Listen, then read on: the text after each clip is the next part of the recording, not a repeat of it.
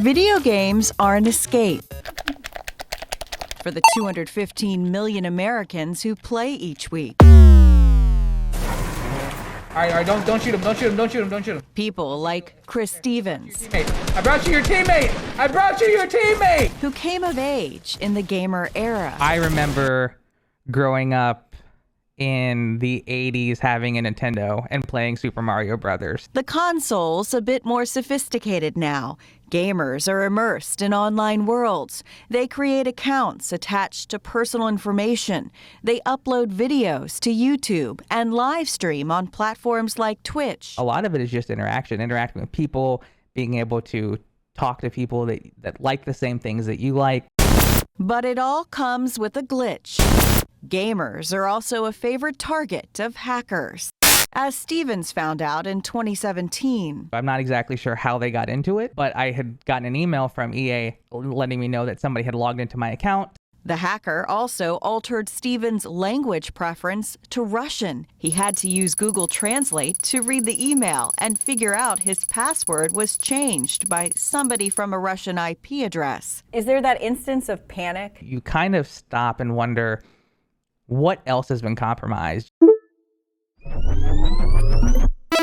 According to a report from cybersecurity company Akamai, in 2020, the video game industry suffered more than 240 million attacks, often through mobile or web-based games. Another security company, Kaspersky, says it detected and prevented more than 5.8 million cyber attacks by malware and unwanted software disguised as popular PC games. It flies under the radar, right? Video games don't fall in that same category that we think about for scary hacks like banks and financial institutions or even social media accounts. Alex Netty is the CEO of cybersecurity company Hive Systems. He says not only are video game accounts worth a lot of money, but they are often linked to credit cards. For those hackers and scammers, that makes kids and adults alike a really great target for them.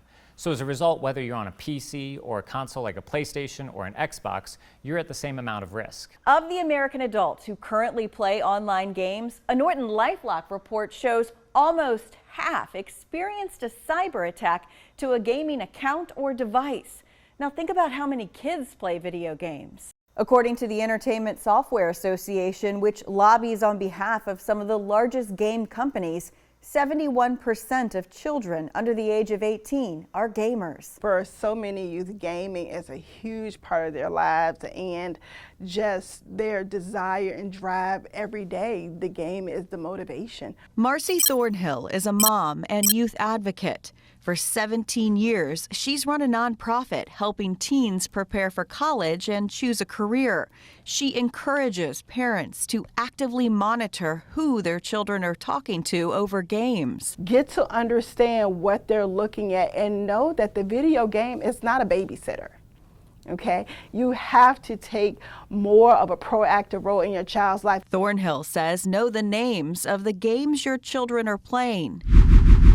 Check the ratings. Sit beside them when they play. And dive into the settings menu. Explore it.